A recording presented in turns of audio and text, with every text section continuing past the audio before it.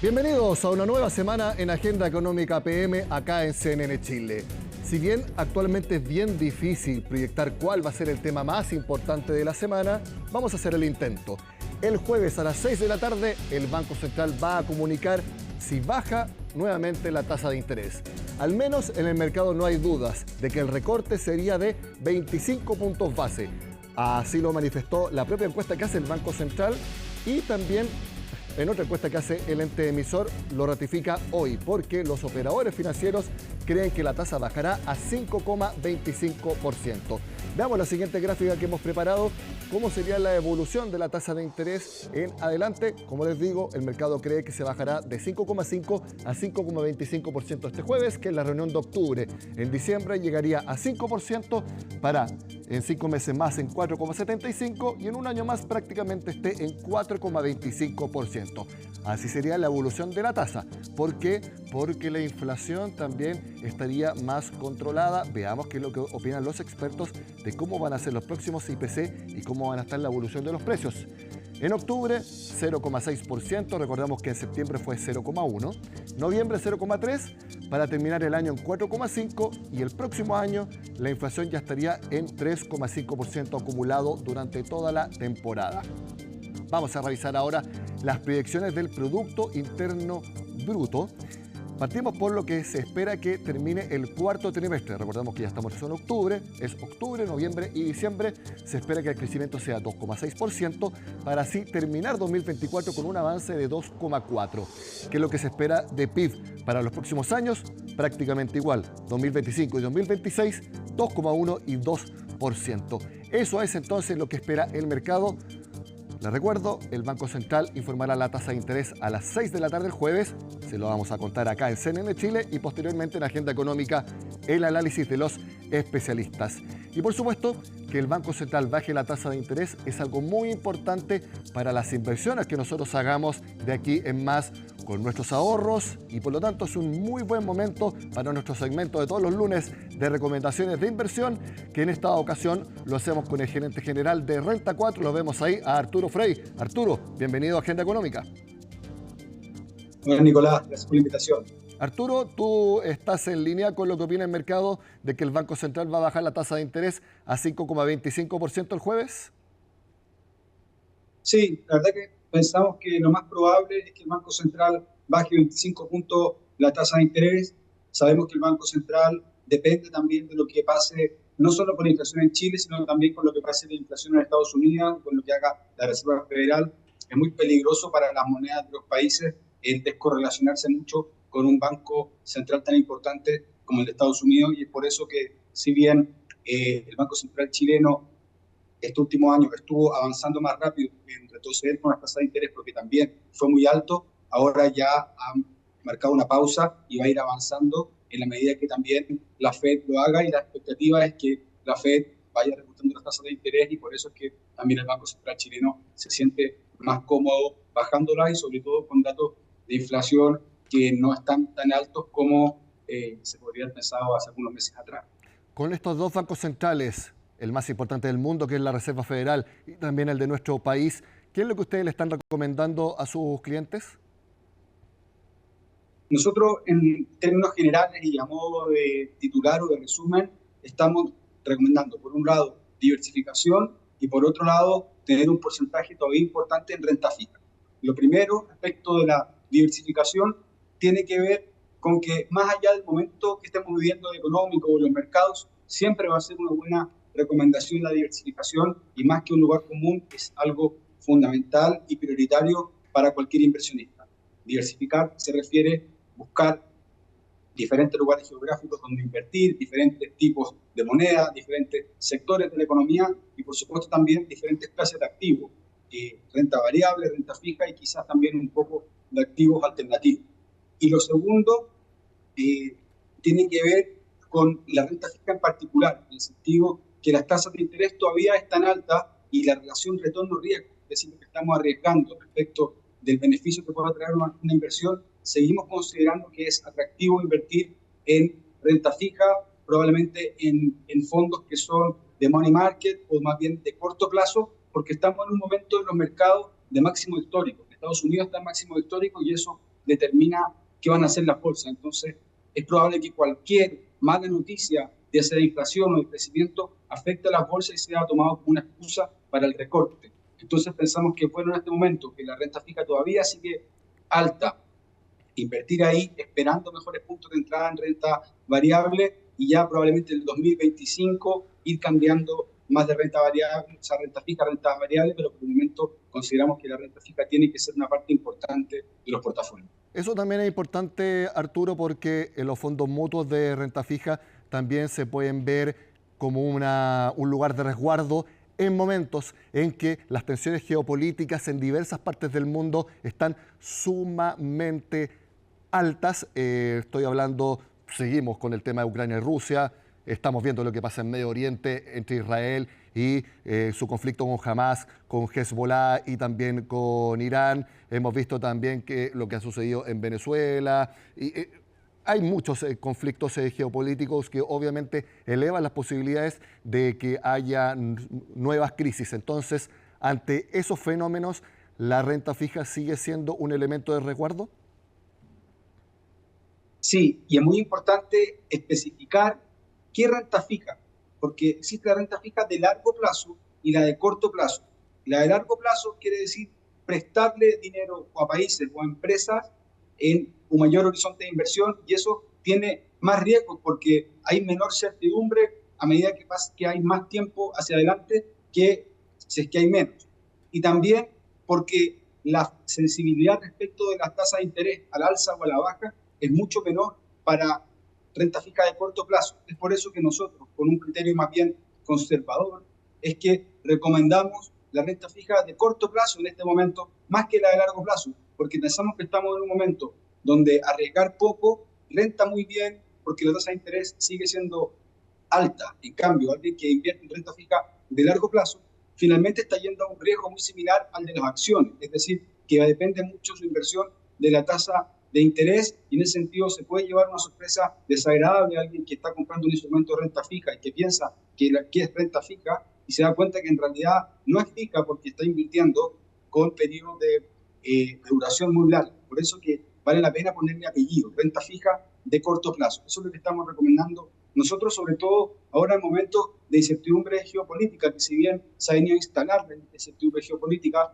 hay flancos abiertos que pueden tener un desenlace más complejo, por ejemplo, que tiene que ver con lo del Medio Oriente y con el petróleo en particular, porque el petróleo no solamente es un activo que trasciende muchas industrias y que tiene que ver con la energía y con la benzina en particular, sino que también tiene mucho que ver con la inflación. Hemos visto cómo ha caído la inflación estos últimos meses y tiene que ver principalmente con la caída del petróleo. Entonces, ahora que el petróleo ha vuelto a subir por motivos geopolíticos, es probable que la inflación pueda volver a subir y con eso las tasas de interés suban, lo cual va a ser perjudicial para la inversión de renta fija de largo plazo. Entonces, el petróleo juega un rol sistémico que tiene que ver directamente con lo que hacen los bancos centrales y por supuesto, con el crecimiento. Claro, entonces, si hay riesgos geopolíticos de relevancia, entonces esos pueden impactar a la economía mundial y una forma de resguardo es renta fija de corto plazo, pero pongámosle años a ese corto plazo. ¿Cuántos años? Mira, nosotros pensamos que más de 3 años ya sería para perfiles más tolerantes. O sea, nosotros una duración hasta 3 años creemos que es algo que puede soportar bien un perfil de inversionistas que no quiere ver mucha volatilidad en su patrimonio, que quiere ingresos más bien recurrentes o una estabilidad en el progreso de sus inversiones. Entonces yo creo que hasta 3 años sería lo más recomendable para un perfil moderado, conservador, que estamos hablando que la mayoría del público en general tiene ese perfil. Y otra cosa también muy popular en los últimos años, los depósitos a plazo. Si es que se sigue disparando el petróleo, puede subir nuevamente la inflación. Bancos centrales podrían empezar de nuevo a subir la tasa de interés. Es solamente un escenario. No digo que es lo que vaya a suceder, pero en ese escenario, nuevamente los depósitos a plazo subiría su atractivo. Exactamente. Los depósitos a plazo en este momento están viendo mucha competencia porque fueron un producto estrella Sí. hace un par de años, pero ahora ha ido bajando la tasa de interés y los inversionistas han estado buscando otras alternativas que puedan ser un poco más rentables, como puede ser algún fondo mutuo de renta fija de corto plazo o lo que puede ser un financiamiento de operaciones simultáneas, por poner un ejemplo, de un producto que se ofrece directamente en corredores de bolsa. Nosotros creemos que es difícil que los bancos centrales enmienden el rumbo, que lo cambien y que vayan a subir la tasa de interés, pero sí es muy probable que ralenticen el ritmo de lo que está internalizando el mercado finalmente, que son varias bajas tasas de interés en los próximos meses y años, y eso no se produzca. No olvidemos que este año en Estados Unidos se esperaban 6 recortes de tasa de interés y recién hemos visto 1. Entonces, las expectativas probablemente puedan ser exageradas respecto de cuánto va a bajar la inflación, de cuánto van a bajar las tasas de interés, y en ese sentido toma mucho sentido lo que tú estás diciendo. Arturo Frey, gerente general de Renta 4, muchas gracias como siempre por estar en Agenda Económica. Muchas gracias, Nicolás, por la invitación. Cambiamos de tema porque este lunes el ministro de Hacienda explicó por qué la semana pasada el fisco hizo un retiro del Fondo de Estabilidad Económico y Social, el FES. Van a entender después por qué digo FES de manera tan evidente. Se hizo un retiro de $1.000 millones. Marcel explicó por qué. Tenemos que recordar que cuando se discutió el proyecto de ley de presupuesto para el 2024, la oposición exigió que se redujera el límite de endeudamiento. Nosotros accedimos a reducir ese límite de endeudamiento, me parece que fue en $3.000 millones, pero señalamos que era muy probable que eso no fuera suficiente para resolver la necesidad de financiamiento dentro del año, dentro del mismo presupuesto, y por esa razón se incluyó dentro de la ley de presupuesto una autorización para retirar hasta $3.000 millones del FES. Vamos a retirar entre este retiro y el anterior que ocurrió un poco más de la mitad. En la medida que la economía siga recuperándose, que tengamos ciertos periodos de bonanza mayor, tanto del lado del precio del cobre como del lado de la actividad, ¿cierto? Los recursos del FES podrán irse reponiendo de a poco. Es muy importante lo que explicó el ministro de Hacienda, porque cuando se conoció el presupuesto público para 2025, dentro del informe de la Hacienda Pública se vio que el déficit efectivo para este año está siendo mayor de lo esperado. Y junto con eso conocimos este retiro del Fondo de Estabilidad Económico y Social. Por eso esos números y el momento en que se hace ese retiro es muy importante. Vamos a seguir analizando este tema durante los próximos días. Bueno, ¿por qué les dije que soy enfático en decir que ese es el FES? Porque ahora vamos a hablar del FES, que es el financiamiento para la educación superior. Para que no nos confundamos, suenan igual, pero no es para nada lo mismo. Y algo muy importante, porque este lunes estuvo en una actividad pública el director del Servicio de Impuestos Internos, Javier Echeverry. Y nos interesaba mucho conocer su opinión, porque recordemos que el método para recaudar las contribuciones para el FES será a través de la operación renta que hace el Servicio de Impuestos Internos. Fíjense lo que dijo el director del Servicio de Impuestos Internos cuando le preguntamos si el servicio puede ser un mejor recaudador de lo que son actualmente los bancos. Fíjense lo que dijo Javier Echeverry. No tiene opinión todavía. ¿Y sobre si va a ser mejor recaudador que el Servicio de Impuestos Internos que los bancos? No tengo opinión, es cierto. Gracias.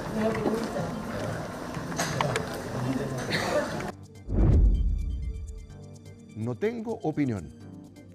Me van a perdonar, pero me sorprende enormemente que el director de Servicios de Impuestos Internos, el organismo que va a tener que recaudar el dinero para financiar el FES, no tengo opinión sobre el proyecto del gobierno.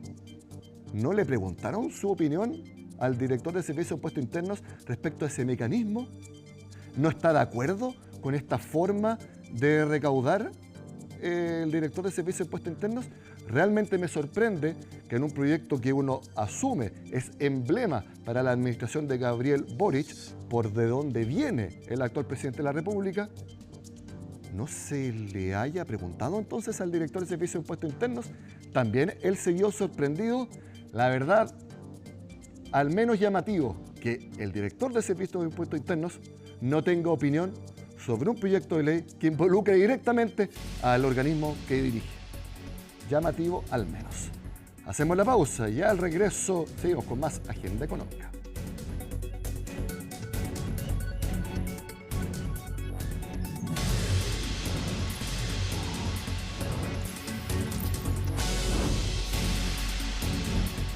Este lunes el gobierno anunció cambios a la llamada permisología en nuestro país. Es parte de lo que nos cuenta Natalia Muñoz.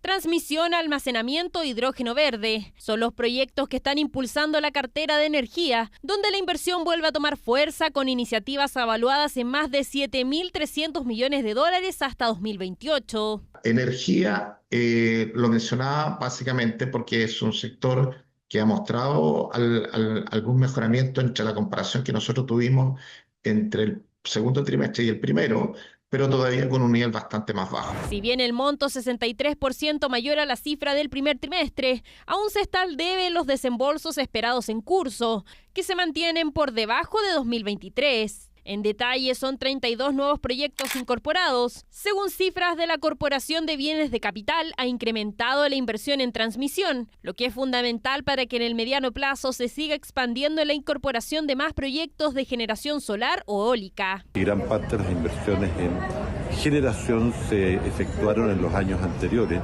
y que hoy día el gran desafío que tiene el sistema es justamente el poder hacerse cargo de cómo poder gestionar por una parte la mayor cantidad de energías renovables que son abundantes en las zonas extremas del país. Proyectos que en algunos casos llegan a demorarse hasta 10 años en comenzar a operar o que incluso quedan suspendidos en el camino por la lenta tramitación de los permisos. Ocurren dos efectos, no se pueden ejecutar acciones de contratos, digamos, para la adquisición de equipamiento o para las licitaciones de los procesos de construcción.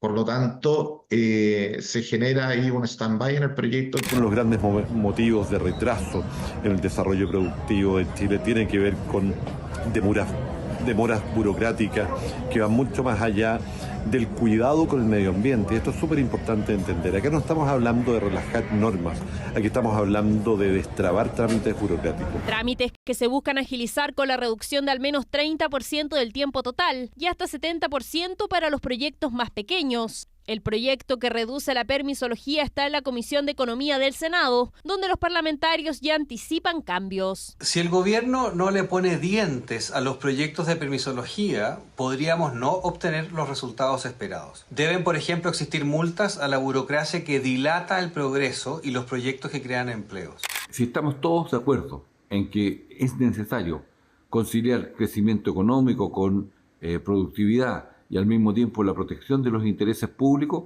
es que tenemos que dar pasos sustantivos a tener una mejor autorización. Y en las concesiones marítimas es evidente que necesitamos que haya una mejora sustantiva. Precisamente hay cambios a las concesiones marítimas. El gobierno ingresará una indicación para que ese permiso pase del Ministerio de Defensa al de Bienes Nacionales, manteniendo el dominio público de las zonas costeras bajo la administración del Estado. El expertise en la entrega de concesiones dentro del territorio, la experiencia del Ministerio de Bienes Nacionales está mucho más centrada en esa función.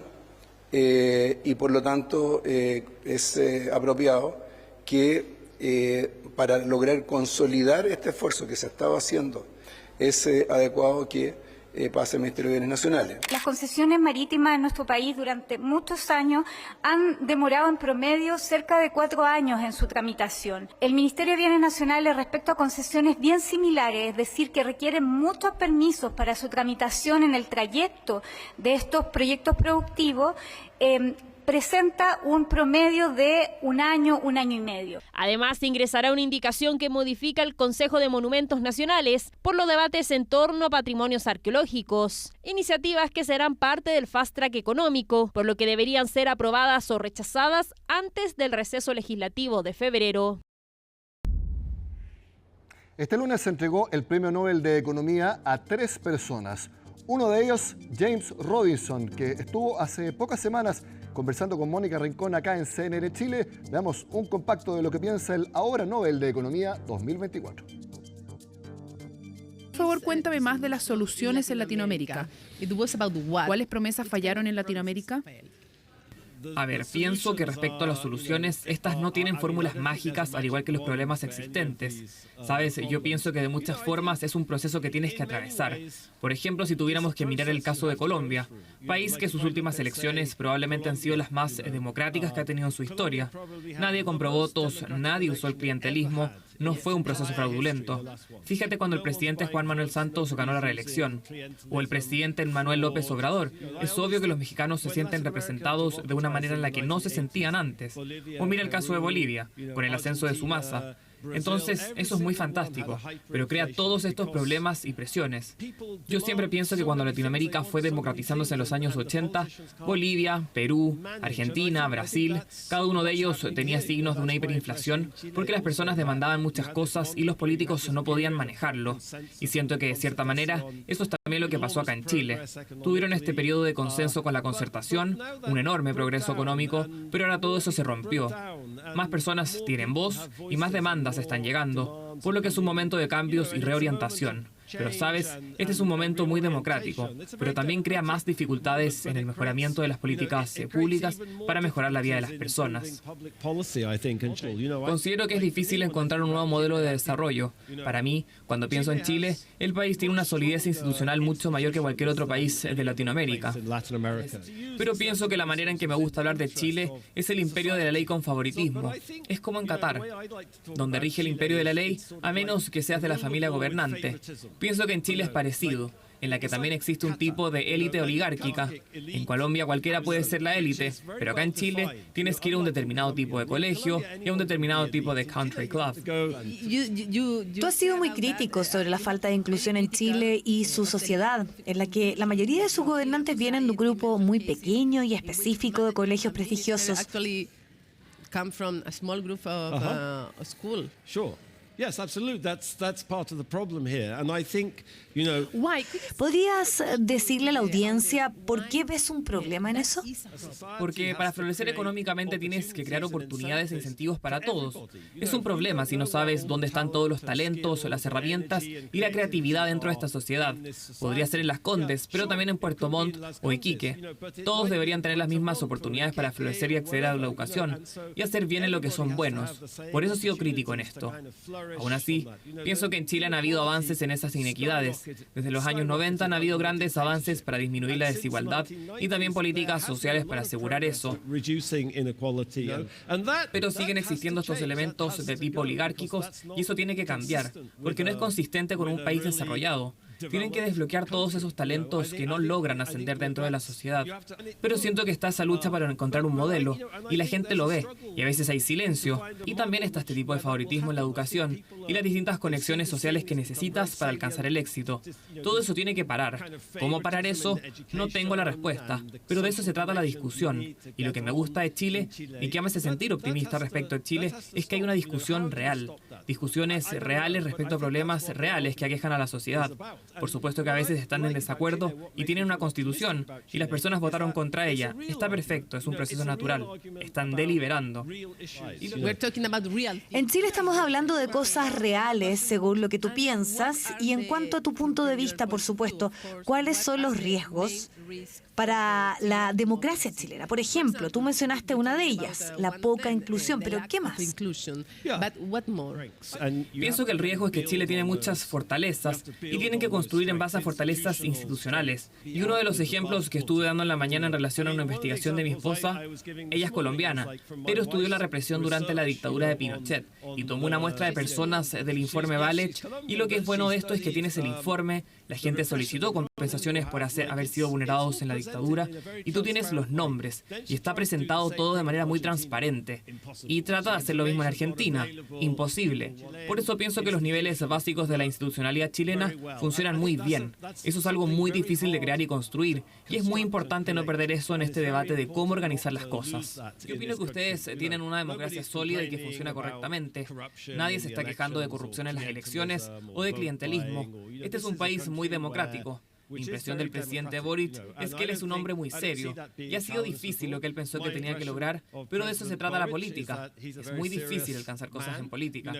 Para mí hay un debate ocurriendo ahora. Tuvieron este periodo largo de gobiernos de la concertación, en la que hubo amplios consensos después de un terrible periodo dictatorial sobre hacia dónde debía ir el país.